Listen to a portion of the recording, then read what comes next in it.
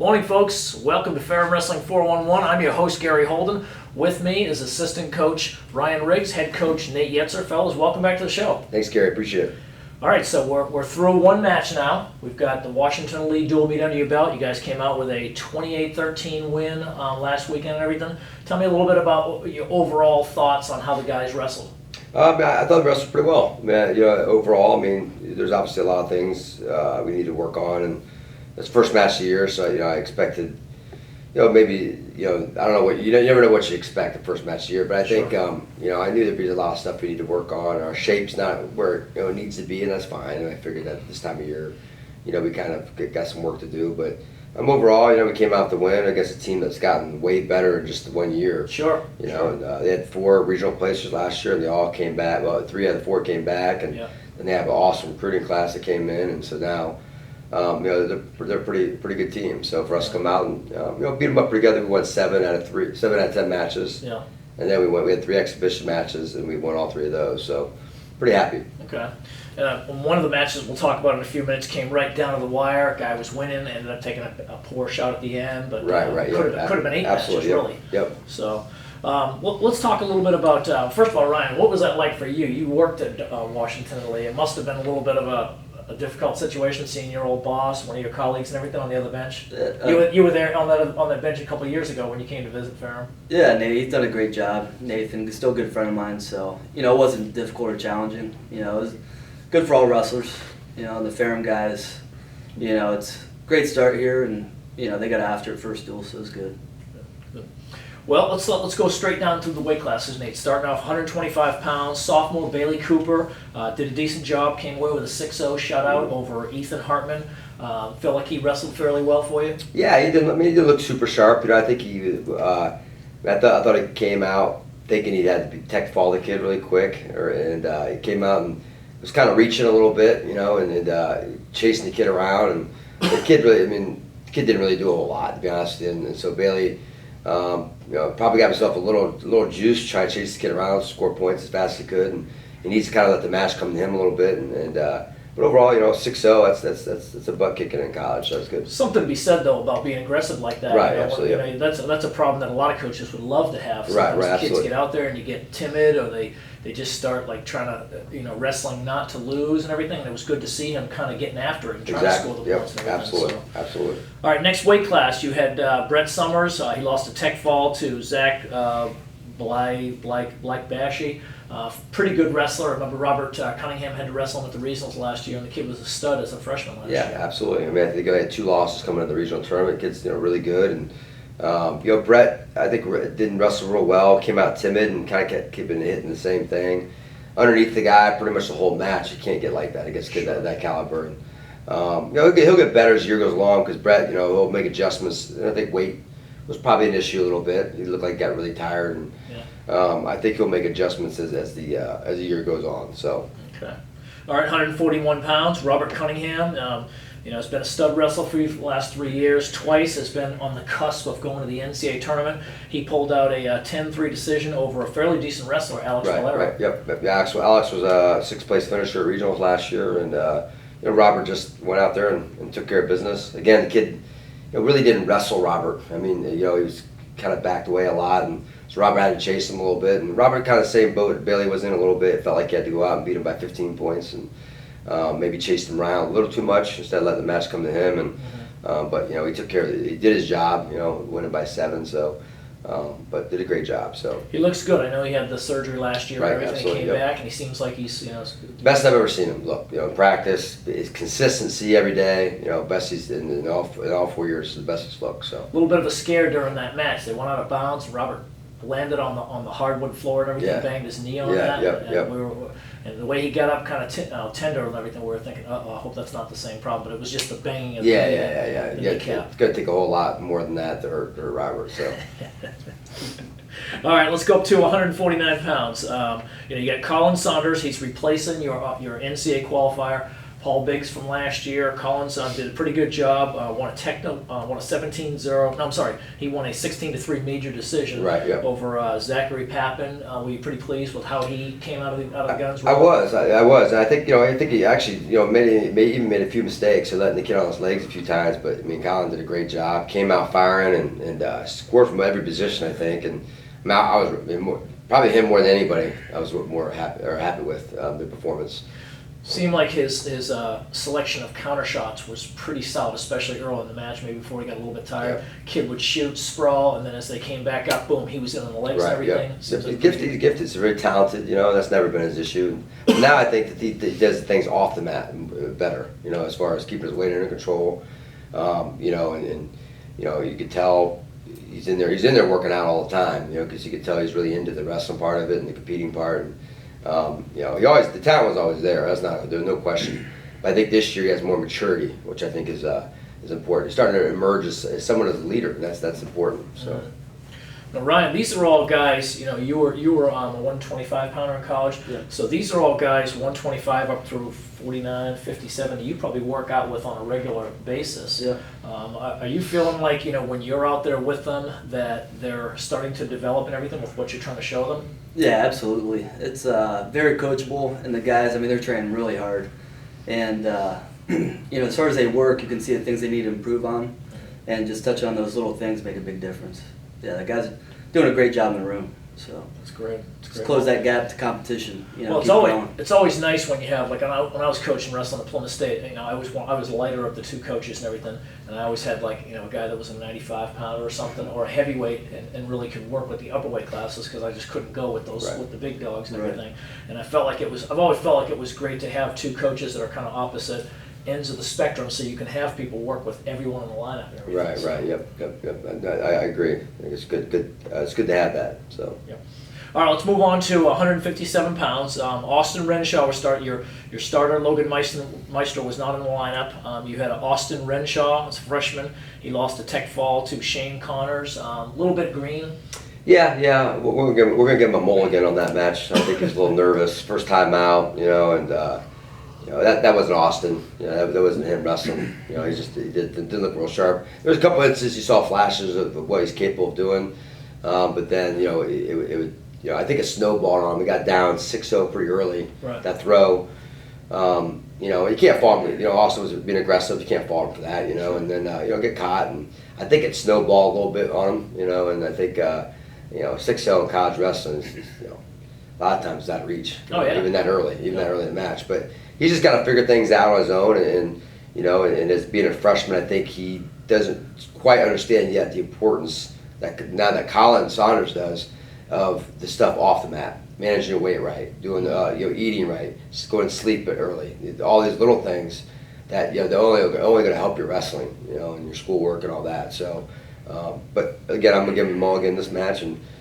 He's got the strap on Friday night too, because he's got a pretty good kid on Friday night too. So probably a pretty good wake-up call for the kid, for him and other freshmen as well, when they see that when I was in high school, you had 2 near fall was anywhere from 2 to 4 seconds. You had to get 5 seconds of someone in the back to get 3 points. Now, if you get to 4 seconds, you get 4 points, and that's got to be a little bit of a game changer for a kid coming in, because oh my God, how do I get that back right? Right, absolutely. And your mindset's got to be, if you get down 6-0, your mindset, you can't get it all back at one time. You just got to chip away at it, and I think good things will happen. But for some of our guys, it's huge for some of our guys, because for them it's. We got some guys who can put guys on their back. Sure. And for us, it's pretty big. It's a pretty big deal. I'm more worried about. I think we're on the receiving end, or we're on the giving end of that more times than receiving end. So for us, it's gonna help us, I think. Good. All right, let's move up to 165 pounds. Andrew Tolkien, and I got to tell you, this is a kid who's grown immensely. I remember meeting him a couple of years ago when you had him in here on a recruiting trip, and he was projected at 125, and he came in, couldn't make 33, couldn't make 41. 49, and he was wrestling a lot of 57 last year. And now as a sophomore, you've got him up at 165. Right. Won probably the most exciting win for Ferrum of the match. He was down in that match the entire time. Scored a set of 4 back points. Yep. Did a spladle maybe, I think it was. It wasn't really like a split. I don't know what it was actually. It kind of fell. I don't want to say he fell into it. I think he baited the kid into it. He's sneaky sometimes. He's like he'll act like he's really tired, and maybe he was. I don't know, but it looked like he was a little drained, and And he kind of baited the kid into a shot, and the kid tried to hung on the leg. And listen, he's very dangerous. Sure. He's dangerous. He got great hips, and I think he got out wrestled a little bit that match, to be honest with you. Because he wasn't really on the offensive besides early on when he scored, I think, the opening takedown. As long as he keeps that pace up and continues just to score points, he's really good. Because he's really hard to score on. Sure. But when you get that tired like he was, or maybe he was baiting the kid, I don't know. But, good guys. And that kid he wrestles really good, and they find ways to score. And the kid did. He scored twice, Sure. I think, Sure. But, I think the turning point of the match was, I think at the end of the second period, the kid took Andrew down, but Andrew kept wrestling. This is something we stress to all of our guys, just keep wrestling the whole time. And he kept wrestling, and he got a one or a reversal. I think he maybe just got an escape. But it changed the complexion of the match. Sure. Because now, he cut the score down. The takedown that the kid got wasn't that big a deal anymore because it's, it's only 1 point difference now. Mm-hmm. And then the kid had to really fight, try to keep Andrew down, and he wasn't successful. And I think that was a turning point in the match. But Andrew's got a lot like Colin. I think he's grown. His maturity has grown a lot more, even more than his wrestling. Or his body. Sure. I guess this could be argued because he's a pretty big dude now. Yeah, But, he really has grown. Yeah. But his maturity is the biggest growth for both those guys, Colin and Andrew, and so I'm super proud of them. Good. Well, it was exciting that he's down 6-4, and all of a sudden he gets the takedown, holds the kid on his back, and I'm sure you guys were probably saying, "Stay there. Yeah. We don't need anything. We're going to end this one just like it is." We call that a rope-a-dope. He rope-a-doped him. Yeah. The kid thought he was tired, and he had a little something left in the tank. So. Yeah, it was pretty exciting. All right, let's move up to 174 pounds. Blake Rosenbaum took care of business over a Brandon LaFour, 8-3. I thought he looked fairly solid. Had a decent year last year. Yeah. You guys pretty pleased with his progress from last year to this year? I am. He's getting better and better. I mean, the one thing about Blake is, he's going to bring it every day. He's going to work hard. So there's some days where he doesn't look very good. He's kind of sloppy, but he works really hard. And if you keep doing that, you're going to get better. And that was a big win for him. That kid was regional placer last year. And so. That's a good stepping stone, and he beat him fairly. I mean, chased the kid around a little lot Sure. too. It was a fairly convincing win, even though it was 8-3. It could have very easily been a major decision, I think. But did a great job. I think the score was 7-3, and he had a bunch of riding time in that match, so he seemed like he controlled the match. Absolutely. The match. From start to finish, I think there was no doubt. I mean, Yep. All right, 84. This was the match where we lost the last-second takedown. There was Rex Halliburton from WNL beating Adam Bresson. Adam is coming down. He and your 97-pounder this year, Hunter Goulart, or flip-flop weight classes and everything. Was conditioning a little bit of a factor, the cutting weight to get down there? Was that a problem for him? I don't think so. I think because I think Adam did a good job, and he battled to the end. So it wasn't like he, last 20 seconds put his head down because he was so tired. Adam's done a really good job with his weight. It was just two very, very big mistakes. Mm-hmm. Made two big mistakes. Yeah. One, I think it was in the first period, he shot in. He went to pop the kid up on his knees, and he just let go of the legs to try to pop the kid up. And the kid scored off it. Mm-hmm. And I think it was the end of the period, so I don't think we had a chance to get an escape. And on top of that, obviously the very last shot, you can't make a shot like that. You got to take. And I don't fault him because I always tell my guys to be aggressive the whole time. But you got to take calculated risks. Sure. And that was a very low percentage shot he took, Right. and paid the price for it. But Adam's smart; he's going to figure it out. I mean, well, it went out of bounds. At least he got a fresh start. Came back in the middle. Right. Still had 6 seconds to try to get out and everything. yeah, So did a good job. Kid pushed him out of bounds. And if Adam didn't take that shot, the kid ain't beating him. Sure. So. The kid's a freshman, though. The kid's going to get better throughout the year, so Adam's got to get better as well. Yep. So clearly, another one of the WNL kids. They brought some good kids in. Right, And everything. absolutely. All right, let's move up to 197. The last two weight classes, you guys had almost identical times on pins. Hunter Goulart pinned Isaac Morgan in 6:08. Tate Delaney pinned Matthew Kamenar in 6:09. So later on in the match and everything, they got the pins.